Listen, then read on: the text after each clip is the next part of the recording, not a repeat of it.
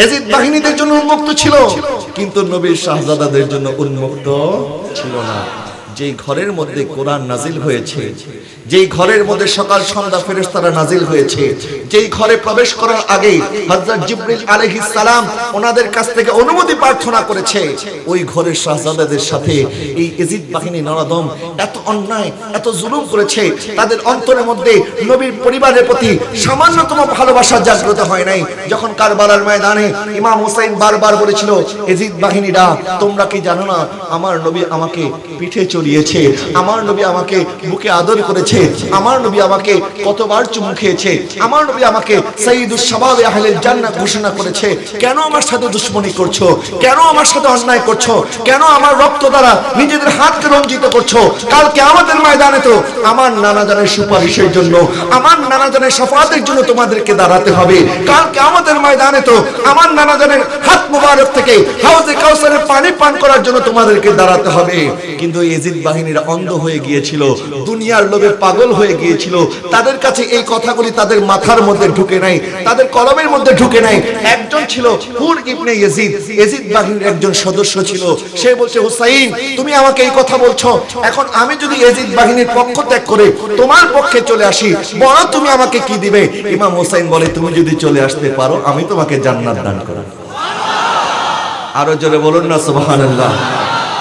হুর ইবনে ইয়াজিদ জানে, এখন আমি যদি 22,000-এর পক্ষ ত্যাগ করে 72 জনের পক্ষে চলে যাই, নিশ্চিত আমাকে মৃত্যুবরণ করতে হবে, নিশ্চিত আমাকে শহীদ। কারণ আপনি হেঁটে হেঁটে যদি মসজিদে আসতে পারেন, আপনি দাঁড়িয়ে পড়তে অসুবিধা কি? হ্যাঁ, যদি আপনার সেজদা করতে অসুবিধা হয়, ডাক্তার যদি বলে আপনি ঝুঁকতে পারবেন না, আপনার হাঁটু বাঁকা করতে পারবেন না, যখন ইমাম সাহেব কেরাত করবেন, কিয়াম করবেন, ইমাম সাহেবের সাথে আপনারাও কিয়াম করবেন, দাঁড়াবেন। যদি ডাক্তার আপনাকে বলে আপনি যদি হাঁটু ভেঙে নামাজ আদায় করেন আপনার ক্ষতি হতে পারে, কোমরের ব্যথা বাড়তে পারে, তখন রুকু করার পরে সেজদা করার আগে চেয়ারে বসতে পারবেন। কিন্তু আপনি গোটা নামাজ চেয়ারে বসে আদায় করবেন, এটা নামাজ হবে না। ফরজ নামাজের জন্য দাঁড়ানো ফরজ। প্যারে হাজরিন, বলছিলাম আল্লাহ পাক বলেছেন সালাত এবং সবরের মাধ্যমে সাহায্য চাও। এক নাম্বার সবর লাগবে, তারপর হচ্ছে সালাত। সালাতের কথা পরে বলেছেন, সবরের কথা আগে বলেছেন। কারণ আমরা দেখি নামাজের মধ্যে অনেকে তাড়াহুড়া করে, নামাজের মধ্যে অনেকে সুবহান রাব্বিয়াল আলা, সুবহান রাব্বিল আযীম যেই সমস্ত তাসবিহগুলি আছে, এই তাসবিহগুলি তারা যথাযথভাবে আদায় করে না, কোন রকম 4G গতিতে নামাজ শেষ করে ফেলে, তাদের নামাজ এটা আর নামাজ হবে না। সেজন্য নামাজ ধৈর্যের সাথে আদায় করতে হবে, নামাজের মধ্যে সবর লাগবে, ধীরে সুস্থে নামাজ আদায় করতে হবে। কারণ আপনি নামাজ আদায় করছেন, আপনি কার সামনে বসে আছেন?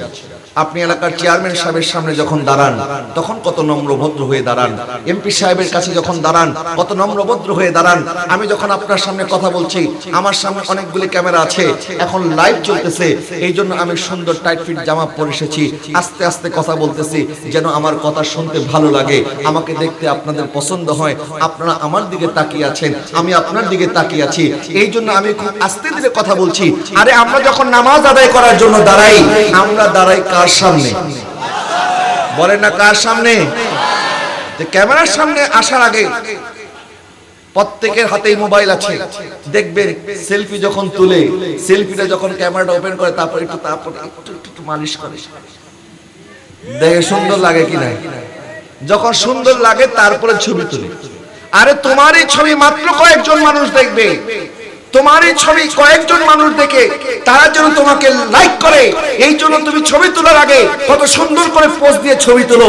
আর নামাজে যখন দাঁড়াও, তুমি তো মাওলার সামনে দাঁড়িয়ে আছো, আল্লাহর সামনে দাঁড়িয়ে আছো, তখন নামাজের মধ্যে কেন মনোযোগ থাকে না? নামাজের মধ্যে আমাদের মনোযোগ ধরে রাখা দরকার আছে কি আছে না? এখন থেকে মেহেরবানি করে নামাজের মধ্যে অন্য কোনো খেয়াল করবেন না। কারণ যখন আপনি নামাজ আদায় করেন, আমার আল্লাহ আপনার দিকে চেয়ে থাকে।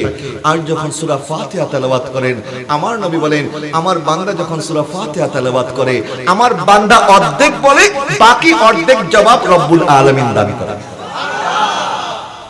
সূরা ফাতিহা আমরা আদায় করার সময় আল্লাহ আমাদের কথা শুনে এবং জবাব দান করেন। এই জন্য নামাজের মধ্যে খুশু লাগবে, তাকওয়া লাগবে। পরহেজগারিতা লাগবে, সবর লাগবে। প্যারে হাজরিন, কারবালার ময়দানে ইমাম হুসাইনও বিপদে পড়েছেন। ইমাম হুসাইনের উপরে অনেক বড় বিপদ এসেছে। এই বিপদের সময় ইমামে আলী মাকাম অধৈর্য হয় নাই। ইমামে আলী মাকাম আল্লাহকে বলেন, আল্লাহ আপনি আমাকে কেন এত বড় বিপদ দিয়েছেন, কেন এত বড় মুসিবত দিয়েছেন? বরং আল্লাহ ইমামে আলী মাকামকে বিপদ দিবেন এটা আমার নবী জানতেন, এবং নবী দোয়া করেছেন ইমাম হুসাইনের জন্য, আল্লাহুম্মা আতাল হুসাইনা সাবরান ওয়া আজরা। আল্লাহ আপনি আমার হুসাইনকে কারবালার ময়দানে সবরও দান করিয়েন এবং আজরও দান করিয়েন। সুবহানাল্লাহ। কি অবস্থা আপনাদের? এমন ছোটাছুটি কেন?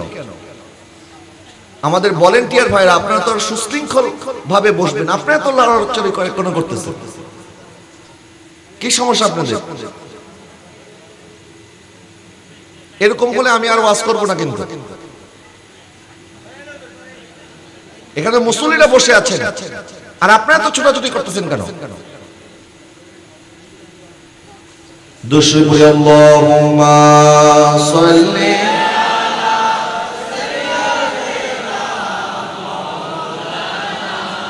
মুহাম্মাদ ওয়া আলা আলি সাইয়্যিদিনা আল্লাহ আল্লাহ আল্লাহ লা ইলাহা ইল্লাহু আল্লাহ আল্লাহ আল্লাহ।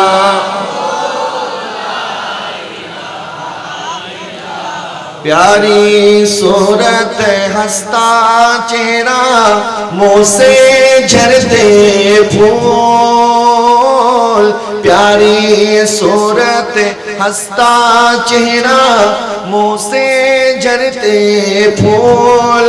नूर का पुतला चाँद का टुकड़ा, नूर का पुतला चाँद का टुकड़ा, हक का प्यारा रसूल नबी जी। अल्लाह अल्लाह अल्लाह ओ ला इलाहा इल्लाहु अल्लाह अल्लाह।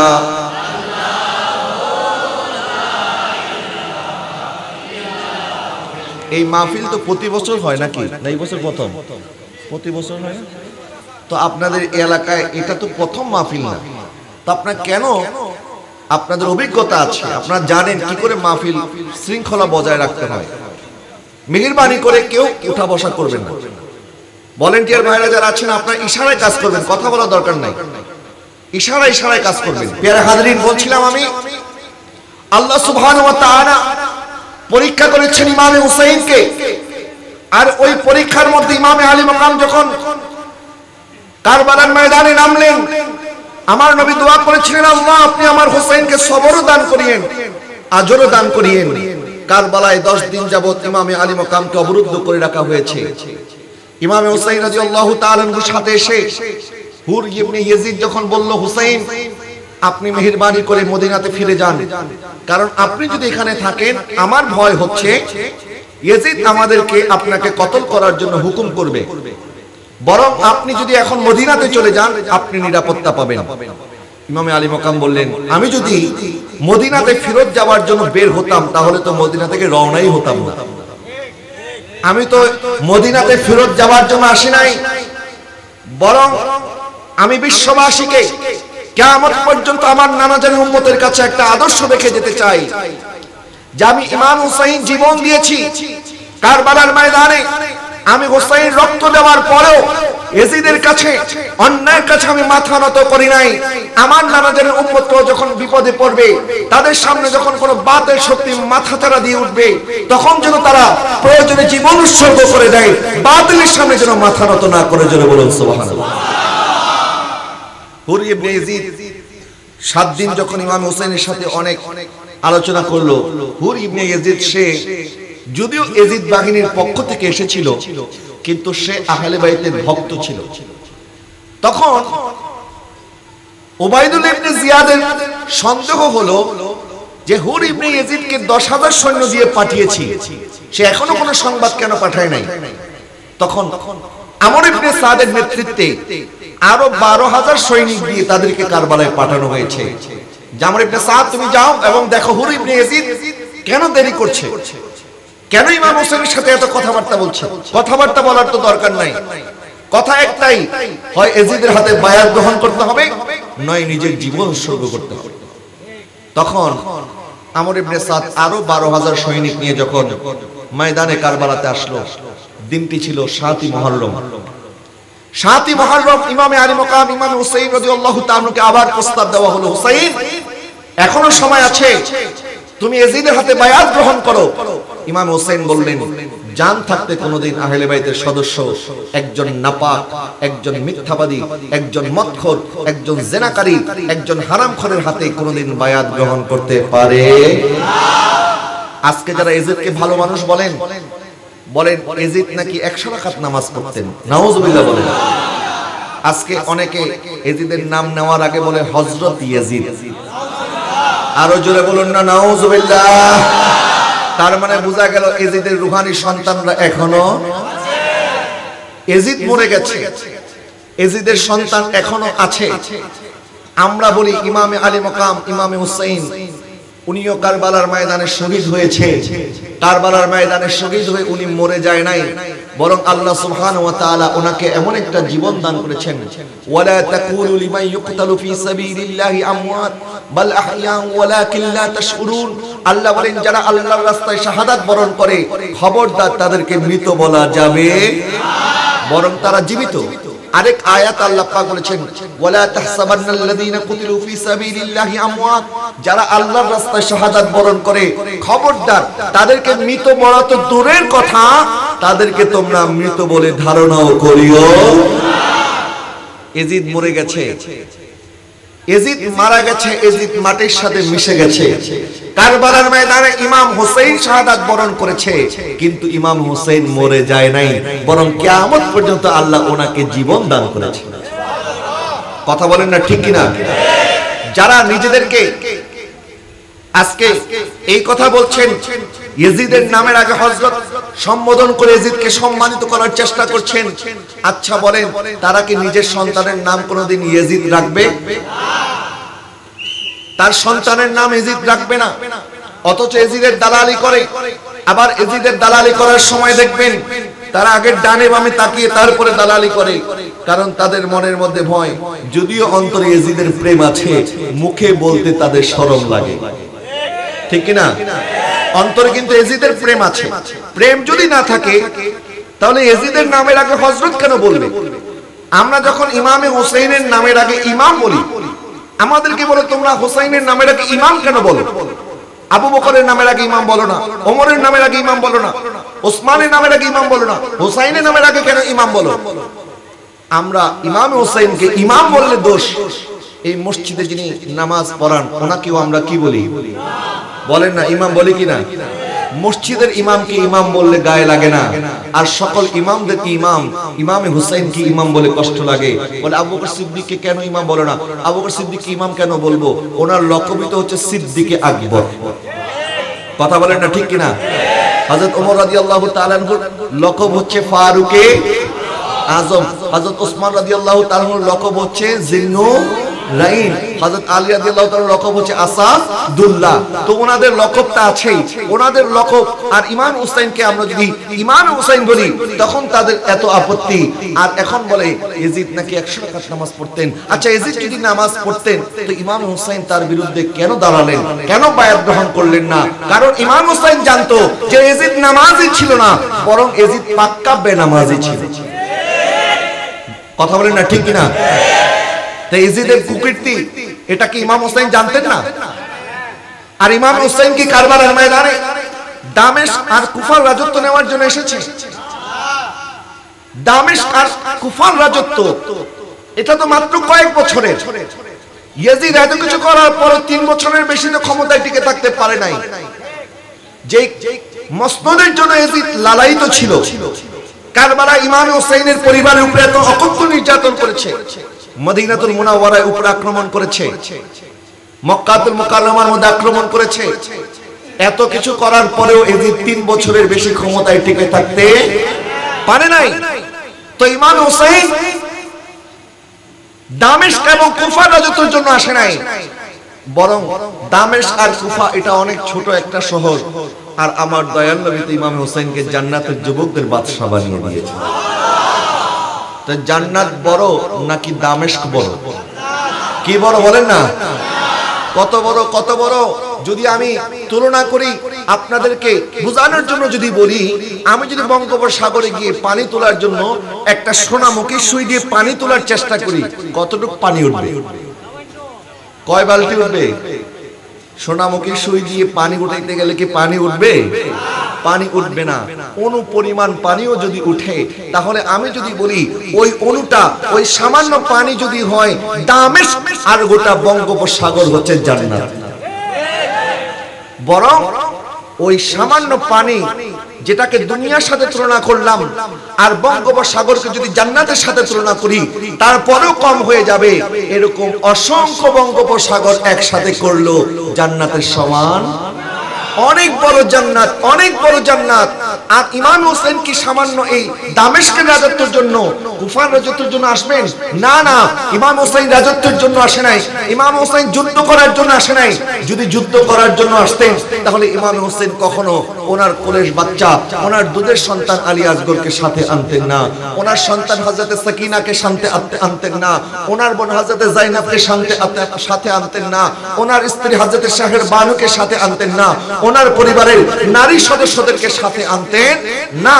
বরং যখন ইমাম হুসাইন মক্কাতুল মুকাররমা থেকে কুফার দিকে রওনা হয়েছে, তখন ইবনে আদি বিন রবি হযরতে একজন সাহাবী, উনি ইমাম আলী মাকাম ইমাম হুসাইনকে বললেন, ও ইমাম হুসাইন, আমার কাছে 30,000 সৈন্যবাহিনী আছে, আপনি যদি চান তাহলে আপনাকে কুফা যাওয়া দরকার নেই, এই মক্কা থেকে আমরা দামেস্কে গিয়ে ওই ইয়াজিদকে পরাজিত করব। ইমাম হুসাইন বলে, না না, আমি আমার নানা জানের উম্মতের রক্তপাত দেখতে চাই না, আমি ইয়াজিদের সাথে রক্তপাত করতে চাই না, আমি রক্তপাতের পক্ষে নই। তবে কুফাবাসী আমাকে দাওয়াত করেছে, আমি চাই তাদের দাওয়াত কবুল করে কুফায় যাওয়ার জন্য। নারে তাকবীর, নারে রিসালাত, নারে গাউসিয়া। প্রধান অতিথির আগমন, প্রধান অতিথির আগমন। আলহামদুলিল্লাহ, আমাদের মাঝে এসে উপস্থিত হয়েছেন আজকের অনুষ্ঠানের সম্মানিত প্রধান অতিথি, গাউসিয়া কমিটি বাংলাদেশ কেন্দ্রীয় পরিষদের সম্মানিত যুগ্ম মহাসচিব জনাব অ্যাডভোকেট মুসাফুদ্দিন বখতিয়ার। আমাদের সম্মুখে আরো উপস্থিত হয়েছেন আজকের অনুষ্ঠানের সম্মানিত বিশেষ অতিথি, গাউসিয়া কমিটি বাংলাদেশ পল্লী উপজেলা পূর্ব পরিষদের সম্মানিত সভাপতি জনাব এম মাহবুবুল আলম এমকম সাহেব।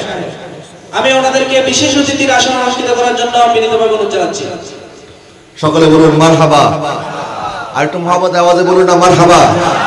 আজকের মাহফিলের সম্মানিত মেহমানে আলা, প্রধান অতিথি, গাউসিয়া কমিটি বাংলাদেশের মাননীয় যুগ্ম মহাসচিব, আহলে সুন্নাত ওয়াল জামাত বাংলাদেশের সম্মানিত মুখপাত্র এবং এই করোনাকালীন মানবিক টিমের সম্মানিত প্রধান সমন্বয়ক, যার ডাকে সাড়া দিয়ে আজকে চট্টগ্রাম সহ সারা বাংলাদেশের অসংখ্য ভাইরা, আমার গাউসিয়া কমিটির ভাইরা, কলেজ ইউনিভার্সিটির পড়ুয়া ভাইরা, তারা জীবনের মায়া ত্যাগ করে আজকে করোনা রোগীদের সেবা দেওয়ার জন্য মাঠে ময়দানে নেমে এসেছেন। এবং যিনি সর্বপ্রথম ডাক দিয়েছিলেন, শত ব্যস্ততার মধ্যে আজকে আপনাদের মাহফিলে উপস্থিত হয়েছেন, আল্লাহ পাক ওনাকে যেন হায়াতে তাইয়্যিবা দান করে, সকলে বলুন আমিন। আল্লাহ যেন ওনাকে আরো দীর্ঘ সময় খেদমত করার তৌফিক দান করে, সকলে বলুন আমিন। প্রিয় হাজরিন, মেহমানে আলা চলে এসেছেন, ওনাকে বসিয়ে রেখে আসলে আলোচনা করাটা সমীচীন নয়। তারপরেও যেহেতু আপনারা আমাকে সময় দিয়েছেন, এই জন্য আমি আমার সময়ের মধ্যে মেহমানে আলার বিরক্তির কারণ হব না, উনি ওনার মূল্যবান আলোচনা করবেন ইনশাআল্লাহ তাআলা আজ্জা ওয়া জাল। যথাসময়ে উনি আলোচনা শুরু করবেন, তার পূর্ব মুহূর্তে আমি আপনাদের খেদমতে আরজ করছিলাম, কারবালার ময়দানে ইমাম আলী মাকাম যুদ্ধ করার জন্য যায় নাই। যদি যুদ্ধ করার জন্য যাইতেন তাহলে নারী সদস্যদেরকে আনতেন না, যদি যুদ্ধ করার জন্য যাইতেন ওনার কোলের সন্তান হযরত আলী আসগরকে সাথে আনতেন না, বরং কারবালার ময়দানে ইমাম হুসাইন ইমামে আলী মাকাম শান্তি প্রতিষ্ঠার জন্য গিয়েছেন, যেইভাবে শান্তি প্রতিষ্ঠার জন্য হযরত ইমাম হাসান রাদিয়াল্লাহু তাআলা আনহু হযরত আমির মুয়াবিয়ার কাছে ওনার নিজের মসনদকে ছেড়ে দিয়েছিলেন। কারণ ইমাম হাসানও চান নাই মুসলমানদের মধ্যে দলাদলি হোক, মুসলমানদের মধ্যে মারামারি হোক, মুসলমানদের মধ্যে রক্তপাত হোক। ইমামে হাসান যার কারণে ওনার নিজের মসনদ হযরত আমির মুয়াবিয়া রাদিয়াল্লাহু তাআলা আনহুর জন্য ছেড়ে দিয়েছেন। জোরে বলুন সুবহানাল্লাহ। একটি কথা মনে রাখবেন, আজকে আমাদেরকে দুইটা বিভ্রান্ত দল বিভ্রান্ত করছে। একটি হচ্ছে খারিজি, যারা এজিদের দালালি করছে, যারা এজিদকে হযরত বলে সম্বোধন করে, এজিদের পক্ষে সাফাই গায়। আরেকটা দল আছে যারা এজিদের দোষ দিতে গিয়ে এজিদের কারণে এজিদের পিতা নবীজির সাহাবী হযরত আমির মুয়াবিয়া রাদিয়াল্লাহু তাআলা আনহুকে গালাগালি করে। জোরে বলুন নাউজুবিল্লাহ। আচ্ছা বলেন, নূহ আলাইহিস সালামের সন্তান ছিল কেনান, কেনানের কারণে কি নূহ আলাইহিস সালামকে গালি দেওয়া যাবে? বলেন গালি দেওয়া যাবে না। কেনান কাফির ছিল, কেনান মুশরিক ছিল। ওই মুশরিক কাফির কোনদিন হযরত নূহ আলাইহিস সালামের সন্তান হতে পারে না। আল্লাহ সুবহানাহু ওয়া তাআলা হযরত নূহ আলাইহিস সালামকে বলছে, ইয়া নূহ ইন্নাহু লাইসা মিন আহলিক, হে নূহ তোমার সন্তান কেনান তোমার সন্তান নয়, তোমার সন্তান কেনান তোমার পরিবারের অন্তর্ভুক্ত নয়। হযরত নূহ আলাইহিস সালাম দোয়া করেছেন, আল্লাহ তুমি আমার সন্তানকে আজকে এই আমার যেই নৌকা আছে এই নৌকায় আরোহণ করার মতো তৌফিক দান করো। আল্লাহ বলেছেন, না তোমার সন্তান কেনান এই নৌকায় আরোহণ করতে পারবে না, কারণ সে তোমার পরিবারের সদস্য নয়, সে তোমার সন্তান হতে পারে না। কারণ তুমি যে দিন প্রতিষ্ঠা করার জন্য এসেছো, তোমার সন্তান ওই দিনের মধ্যে নাই। তোমার বংশ থেকে হতে পারে, তোমার রক্ত থেকে হতে পারে, তোমার নূতফা থেকে হতে পারে, কিন্তু সে তোমার দিনের অন্তর্ভুক্ত নয়, সেই জন্য সে তোমার পরিবারের অংশ হতে পারে না। যেভাবে কেনান হযরত নূহ আলাইহিস সালামের সন্তান হওয়ার পরও জাহান্নামে চলে যাবে, ঠিক একইভাবে হযরত আমির মুয়াবিয়া রাদিয়াল্লাহু তাআলার সন্তান হওয়ার পরেও এজিদ জান্নাতে যাবে না, জাহান্নামে যাবে। কথা বলে না ঠিক কিনা? কিন্তু এজিদের দোষের কারণে আমির মুয়াবিয়া রাদিয়াল্লাহু তাআলাকে গালি দেওয়ার কোনো সুযোগ, কারণ আমির মুয়াবিয়া রাদিয়াল্লাহু তাআলাকে আমরা কেন গালি দিব?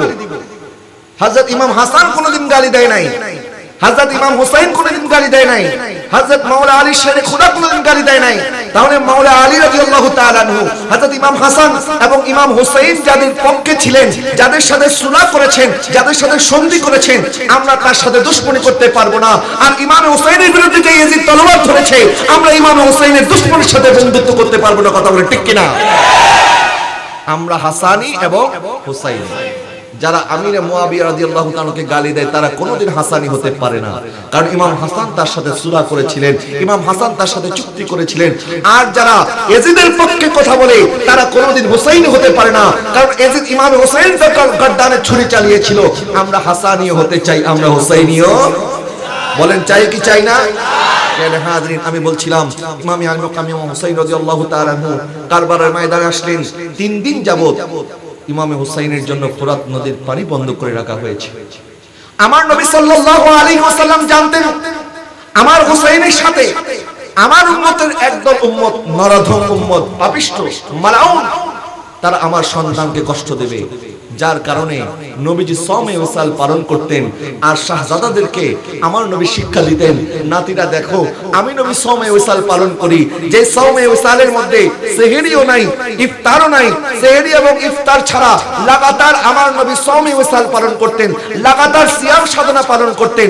আমার নবী হুসাইন রাদিয়াল্লাহু তাআলাকে শিক্ষা দিয়েছেন, হুসাইন দেখো আমি তোমার নানা জান যেভাবে সওমে ওয়াসাল পালন করছি, কারবালার ময়দানে তোমাকে এইভাবে সওমে ওয়াসাল পালন করতে হবে। আরো জোরে বলুন না সুবহানাল্লাহ। আমার নবী দোয়া করেছেন, আল্লাহ আপনি আমাকে আমার আহলে বাইতকে এক বেলা রিজিক দিবেন, আরেক বেলা ক্ষুধা দিবেন। যেই বেলা রিজিক দিবেন সেই বেলা শুকর করব, আর যেই বেলা ক্ষুধা দিবেন সেই বেলা আমরা সবর করব। আরো জোরে বলুন না সুবহানাল্লাহ। আর আজকে আমাদের শুকরও নাই, সবরও কিছুই নেই আমাদের। ইমামে আলী মাকাম ইমাম হুসাইন কারবালার ময়দানে ওনাকে সবরের পরীক্ষা দিতে হবে, এই ইমতিহান ওনাকে দিতে হবে। এই জন্য আমার নবী ছোটবেলা থেকে ট্রেনিং দিয়েছেন। হযরত ফাতেমা জাহরা মান্নত করেছিলেন, আল্লাহ আমার সন্তান হাসান হুসাইন অসুস্থ হয়ে গেছে, তারা যদি সুস্থ হয় তাহলে আমরা স্বামী স্ত্রী আমি এবং হযরত আলী 3টা রোজা রাখবো।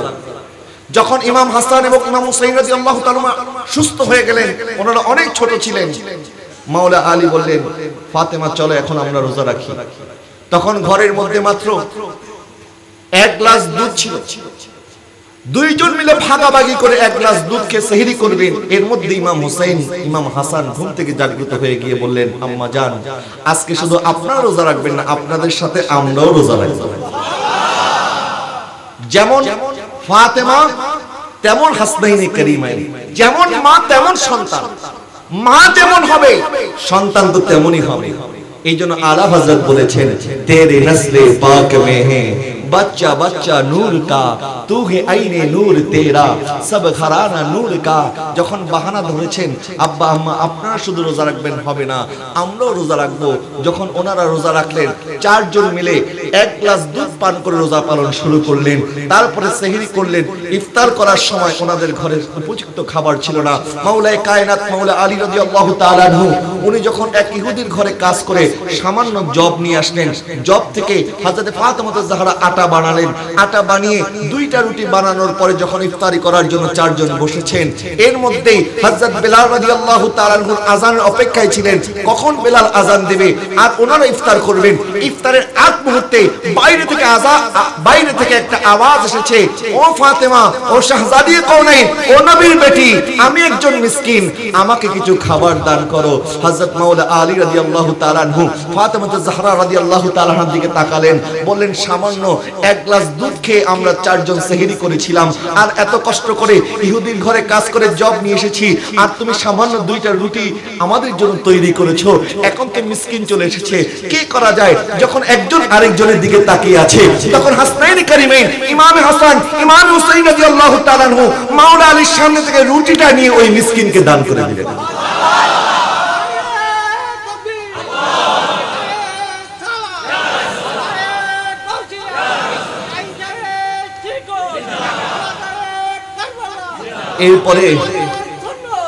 এরপরে দ্বিতীয় দিনে ওনারা সেহরি করলেন।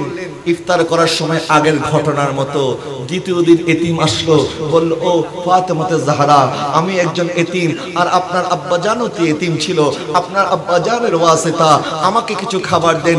দ্বিতীয় দিনের ইফতারটা ওই এতিমকে দিয়ে দেওয়া হলো।